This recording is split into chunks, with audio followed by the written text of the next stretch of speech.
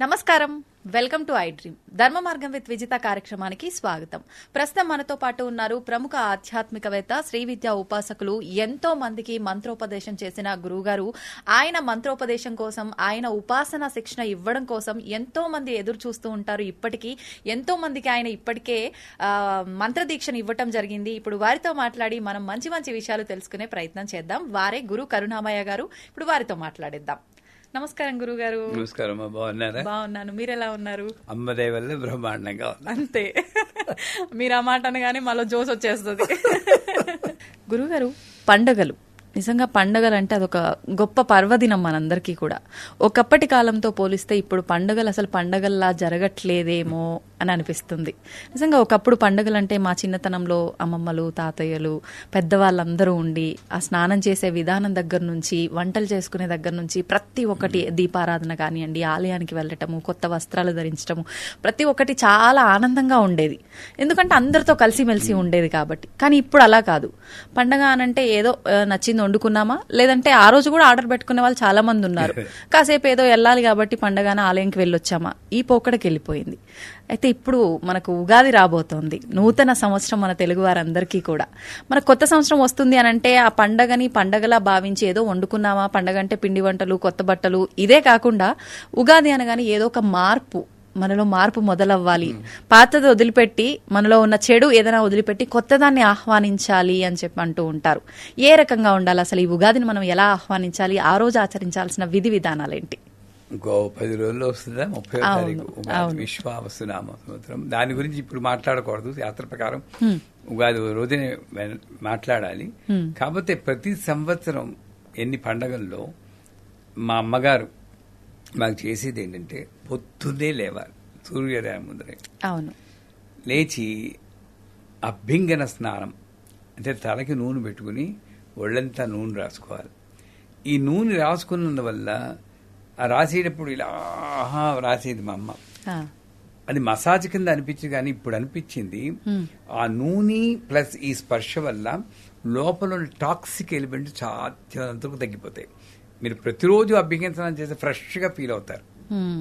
కళ్ళలో పడిపోయేది, అయినా సరే ఫ్రెష్గా ఫీల్ అయ్యేవాడు. తర్వాత నలుగు పెట్టుకుంటారు. ఈ నలుగు రాసేసి ఇదంతా పోయేటప్పుడు మాకు తెలిసి కాదు, ఇప్పుడు అర్థమవుతుంది. నలుగు అంటే నాలో నన్ను ఆవరించుకున్న కుళ్ళంతా పోతుంది అన్న ఉద్దేశంతో ఆ నలుగు పెట్టుకుని, ఈ రోజుల్లో నలుగు పెట్టుకుని నూనె రాసుకుని స్నానం చేసి వాళ్ళు తక్కువైపోయారు. ఒప్పుకుంటా. అసలు సంవత్సరానికి ఒకసారి కూడా చేయని వాళ్ళు ఉన్నాం.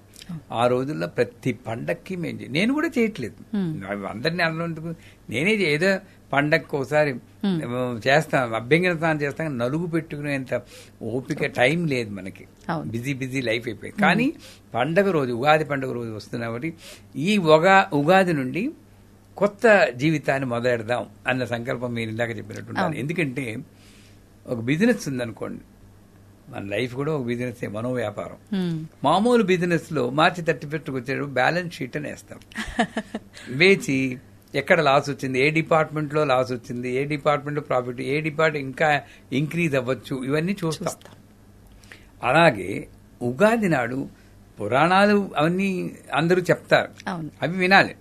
కానీ వాటిని మన జీవితంలోకి బ్రహ్మ ఈ రోజే సృష్టి మొదలెట్టారు అవన్నీ పక్కన పెట్టండి, విని మామూలుగా హృదయంగా ఉంటుంది.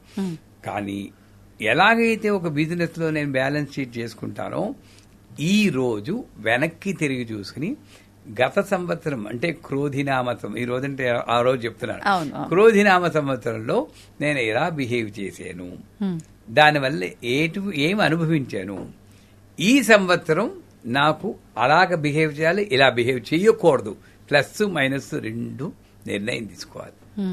కానీ నేనేం చేస్తున్నాను, వెనకటి మర్చిపోయి మళ్ళీ ఆదాయ వ్యయాలు, రాజభోజ అవమానాలు, కందాయ ఫలాన్ని ముందుదే ఊహిస్తున్నాను. ఇక వర్తమానం ఎగిరిపోయింది, అన్ని ఎగిరిపోతున్నాయి. నేను అనేది ఏంటంటే, నేను చేసుకున్న కర్మే నేను అనుభవిస్తున్నాను. కర్మ నేను తగ్గించుకోగలను కానీ పూర్తిగా వైప్ అవుట్ చేయలేను. అంటే ఉగాది నాడు మొట్టమొదటి అభ్యంగన స్నానం చేశాక ఉగాది పచ్చడి అని ఒకటి తయారు చేస్తారు. మన తెలుగు వాళ్ళల్లో, మన హిందువుల్లో పర్టికులర్గా తెలుగు వాళ్ళలో ఉన్న గొప్పతనం అంటే ఈ పచ్చడి మన దీంట్లోనే ఉంది, మిగతా వాళ్ళకి ఎక్కువగా లేదని అనుకుంటున్నాను. ఆ ఉగాది పచ్చడి కాకపోతే అది కూడా మళ్ళీ ప్రాబ్లం తెస్తుంది మనకి. ఉగాది పచ్చడి ఏం చేస్తున్నారు, దాంట్లో వేప పువ్వు, అరటిపండు, చెరుకు ముక్కలు, బెల్లము, చింతపండు, కొత్త చింతపండు అన్ని వేసి చేస్తారు. కర్మగాలి వీడు వేప చిగురు ముందు తగిలింది అనుకోండి, అమ్మో చేదొచ్చేసింది, జీవితం అంతా అయిపోయింది అనుకుంటున్నారు. ఆ సెంటిమెంట్ మూఢనమ్మకం వదిలేయాల్సింది. అది మూఢనమ్మకమే. ఎందుకంటే ఇది నీ జీవితాన్ని గ్యాంబుల్ చేయకూడదు. ఇది గ్యాంబ్లింగ్. ఎవరో చేస్తారండి, మీరు చేయరండి. ఎవరో వంట మనిషి చేస్తారో, ఇంకోటి ఎవరు చేస్తారు, మీ అక్కయ్య చేస్తారు, అమ్మాయి చేస్తారు. వాళ్ళు వేసేటప్పుడు ఏ పాళ్ళలో కలిసారో మీకేం తెలియదు. మన కర్మగాలి అది వచ్చింది, గ్యాంబ్లింగ్ లో వచ్చింది. నీకు అంతకీ అలాంటి సెంటిమెంట్ ఉంటే ముందే వెళ్ళి అమ్మ చెరుకు ముక్కలు, బెల్లం ముక్కలు కాస్త ఎక్కువ వేయదల్లి ముందు నాకు తీపి రావాలనుకుంటే కొంతవరకు పర్వాలేదు. కానీ నేను ఆ ఉగాది పచ్చడి వెనకాతలు ఉన్న రహస్యం నేను తెలుసుకోలేకపోతున్నాను. I'm mentally getting prepared to see the 6 రుచుల్లాగా, 6 రుచుల్లాగా, 6 టేస్ట్ లాగా నా జీవితంలో ఎటువంటి అనుభవాలు వచ్చినా నేను రెడీగా ఉన్నాను. ఇన్వైట్ చేయను కానీ యాక్సెప్ట్ చేస్తున్నా. ఇన్విటేషన్ ఇస్ డిఫరెంట్, యాక్సెప్ట్ చేస్తున్నా. అంచేతే భగవంతుని తలుచుకుని కృష్ణార్పణం అనుకుని ఆ ఉగాది పచ్చడి అక్కడ టేస్ట్ కూడా మీరు చూడడానికి వీల్లేదు. అసలు ఎలాగైతే షడ్రుచులు ఇది ఇంట్లో ఉందో నా జీవితంలో తిరుగుతుంటాయి. కాకపోతే పంచాంగ శ్రవణం అని చేస్తారు. పంచాంగ తిథివార నక్షత్రాలతో కూడుకుని వాళ్ళు లెక్కలు కడతారు. ఎందుకు వస్తుందో తెలియదు, నాకు ఇప్పటికీ అర్థం కాదు. ఒక పంచాంగానికి ఇంకో పంచాంగానికి అంత పొంతం ఉండట్లేదు ఈ మధ్య. బట్ వాటి జోలికి మనం వెళ్ళం. కానీ ఏదో ఒక పంచాంగ నమ్మకం మీద ఉంటుంది.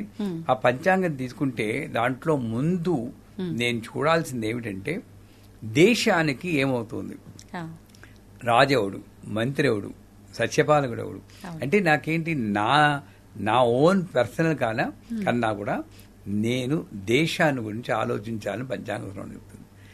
మనం ఏం చేస్తున్నాం, టకటకటకటగా వెళ్ళి ఆదాయ రాజపూజకి వెళ్ళిపోతున్నాం. కానీ చదవాల్సిన పద్ధతిలో నువ్వు ముందు అక్కడ, తర్వాత నెక్స్ట్ వస్తుంది గ్రహణాలు. ఈసారి సంపూర్ణ సూర్య చంద్రగ్రహణం, పార్షి చంద్రగ్రహణం ఉంది.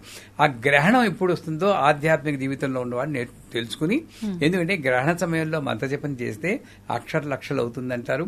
అది నదీ ప్రాంతంలో, ఒక నది అయినా సరే. మేము అమెరికాలో ఉన్నప్పుడు సముద్రం దగ్గరికి వెళ్ళిపోయేవాళ్ళం, అక్కడ కూర్చుని జపం చేసేవాళ్ళం. ఏది మనకి ఇప్పుడు ఈ హైదరాబాద్ లో ఏముంటుంది, నదులు, మూసీ నది ఒకటే ఉంది, అక్కడ కూర్చున్నా కష్టం. ఇప్పుడు బాగుందో లేదో తెలియదు, కానీ ఎలా ఉందో నాకు తెలియదు. వీలు కానప్పుడు ఒక బకెట్ నీళ్ళైనా పెట్టుకోమంటుంది దగ్గర, అలా పెట్టుకుని చేయమంటుంది గ్రహణ సమయంలో. అందువల్ల గ్రహణ సమయాలు ఎలా ఉన్నాయో చూసుకోవాలి. చూసుకున్న తర్వాత అప్పుడు ఈ రాజ్యభోజ అవమానాలు అందాయపాలనకి వెళ్ళారు. నా పర్సనల్ ఒపీనియన్లో నేను చెప్పేది ఏంటంటే, నాది అశ్విని నక్షత్రం. అంటే ప్రతిసారి నేను గురువు కాబట్టి పంచాంగ శ్రవణం, నేను జ్యోతిష్కుని కాకపోయినా నాకు తెలియదు, శాస్త్రం గురించి తెలియదు. అయినా మా శిష్యులు అడుగుతారు కాబట్టి చదవాలి పంచాంగ శ్రవణం. చదివినప్పుడు నాది చదువుకుంటాం. చదివినప్పుడు ఆ అదృష్టం బాగుండి ఆ సంవత్సరంతో బాగుంది అనుకోండి, అది మందే.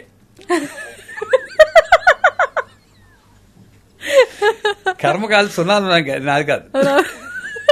ఎందుకంటే 10 మందిలో 8 మందికే తెలుసు, ఆ 2 నేనే. వెరసి నువ్వు ఏం చేస్తావు, నువ్వు సుఖంగా ఆనందంగా ఉండాలి తప్పితే అదితో నెంబర్లు వాళ్ళు రాశారని ప్రింటింగ్ మిస్టేక్ ఉండొచ్చు, పొరపాటుని ప్రింట్ చేసి వాడు 6కు బదులు 0 వేయొచ్చు. వీడు ఆ 0 పట్టుకు బాబోయ్ నా జీవితం అయిపోయింది ఆయన అని మేనిఫెస్ట్ చేస్తూ నెగటివిటీని తెప్పించుకుంటాడు. ఇది బాధ. ఇది విన్న తర్వాత ఇంకా నమ్మని కాదు, పాజిటివ్ గా ఉంటే నమ్మండి. నెగిటివ్ గా ఉంటే బాధపడకుండా దానికి ఒక పరిహారం, సుబ్రహ్మణ్య స్తోత్రం అది చేయండి. మళ్ళీ అది చేసినందువల్ల ఏంటి, నాకు పుణ్యం వస్తుంది. ఆ పుణ్యం సంపాదించుకోండి. అంటే నేను జాతకాలన్నీ పంచాంగాలు వేస్ట్ అని నేను ఆస్తికుని కాదు, వాళ్ళు మహానుభావులు. కానీ నా జీవితాన్ని ఆ అంకెల మీద ఆధారం చేసుకుని నేను బతుకు బస్టాండ్ చేసుకోను. నేను బాగోలేదనుకోండి, సరే ఏం చెప్పారు వాళ్ళు, చేస్తే పోరా, దాన్ని సాల్వ్ చేస్తుందో లేదో అమ్మ చూసుకుంటుంది. నాకు ఇంకో ఎక్స్ట్రా పూజ వచ్చింది, దాంట్లో ఏముంది, అంతే పుణ్యం వస్తుంది అనుకుని ముందుకు వెళ్ళిపోవాలి తప్పితే ప్రతి నెల ఈ నెల మీకు భార్య భర్తల మధ్య విభేదాలు వస్తాయి, ఆ విభేదాలు వస్తాయి అన్నాడు కాబట్టి దెబ్బలాడుతూ ఉంటాడు వీడు. అది నిజం చేయడం కోసం దెబ్బలాడుతూ ఉంటారు కొంతమంది. ఇవన్నీ మానేసి పంచాంగ శ్రవణం సరిగ్గా ఎందుకోసం వచ్చిందో అది వినేసి, అది కూడా పూర్వకాలంలో అయితే పండితులు కూర్చుంటే చుట్టూరా కూర్చుని వినేవారు. ఇప్పుడు అది లేదనుకోండి, ఎలాగో అలా విని.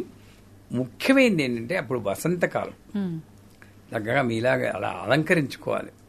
ఎప్పుడు అలాగే ఉండాలి. ఆ రోజైనా కనీసం అలంకరించుకుని ఒకసారి ఈ జీవితం అంతా నేను ఆనందంగానే ఉంటాను ఎలా ఉన్నా సరే అని చెప్పి వసంతకాలంలో కొత్త చిగుళ్ళు, వేప చిగుళ్ళు, కొత్త మామిడి చాలా బాగుంది, నాకు చాలా ఇష్టం. అలాగ నాలో కొత్త భావాల్లో ఒక నూతన ఉత్సాహం రావాలి. సంగీతము, సాహిత్యము, నాట్యము, లలిత కళలందు ప్రవేశం ఉన్న వాళ్ళు ఆ కళల్ని మనం ఒక్కసారి ఉపాసన చేసుకోవాలి. చేసుకుని పాట పాడు మన ట్రెడిషనల్ డ్రెస్ లో ఉండాలి. ఆడపిల్లలు లంగా ఓణీలు వేసుకోవాలి, పరికిణీ జాకెట్ వేసుకోవాలి, పెద్దవాళ్ళు చీర కట్టుకోవాలి. ఆ ట్రెడిషన్ కనీసం ఉగాది రోజైనా పాటిద్దాం. నిజంగా అలంకరణ ఇది బోసిగా ఉండకూడదు, ఇది బోసిగా ఉండకూడదు, ఇది బోసిగా ఉండకూడదు. కాళ్ళకి పట్టీలు పెట్టుకోవాలి. ఒక్కరోజైనా పాటిస్తే, ఆ సంవత్సరం అంతా పాటిస్తే మరీ మంచిది. ఒక్కరోజైనా ఉగాది కాబట్టి అది పాటిస్తే ఆ దాంట్లో ఉన్న ఎనర్జీ ఒక్కసారి అనుభవిస్తే ఏమో అదృష్టమతి మళ్ళీ మార్పు రావచ్చేమో చెప్పలేం. ఇంకొక ముఖ్యం ఏంటంటే సాత్విక చింతనకి, వసంతకాలం అంటే సాత్విక చింతనకి. ఈ వసంత నవరాత్రులను మేము మా పీఠంలో చేస్తాం. గుప్త నవరాత్రులు 4 ఉన్నాయి. 30వ తారీఖు నుండి ఏప్రిల్ 7 వరకు వసంత నవరాత్రులను చేస్తాం.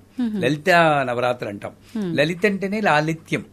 అంచేత ఈ ఉగాది నుండి వచ్చేటటువంటి కనీసం 10 రోజుల పాటు మనం కష్టమేం చెప్తున్నాను, ఎవరి మీద అరవకూడదు, కోప్పడకూడదు.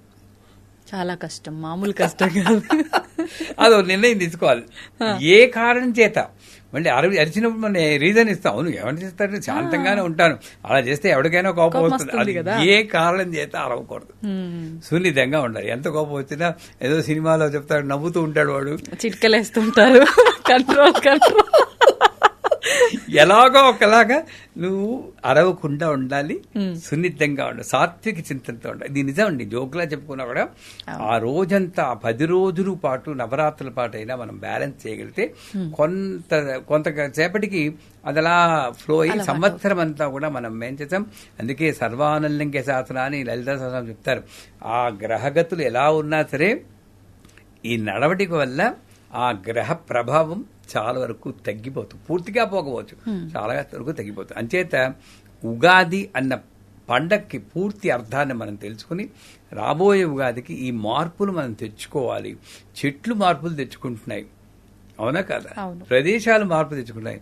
ఇక్కడ ఎందుకు జడంలా అదే శరీరం, అదే భావన. ఎన్ని ఉగాదులు చూసిందండి నిజంగానే, చాలా. ఏ మార్పు లేకపోతే ఇంకా ఉగాది ఏంటి, మామూలు రోజే అది.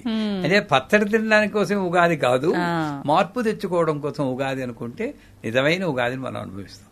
సూపర్ గురువు గారు, నిజంగా చాలా చక్కగా. అంటే ప్రతి ఒక్కరు చెప్తూ ఉంటారు, కానీ మీరు చెప్పే విధానం మామూలుగానే అందరికన్నా కొత్తగా డిఫరెంట్ గా ఉంటుంది. ఉగాది టాపిక్ మాత్రం నిజంగా ఎక్సలెంట్, చాలా మంచి విషయాలు తెలియజేశారు. ధన్యవాదాలు.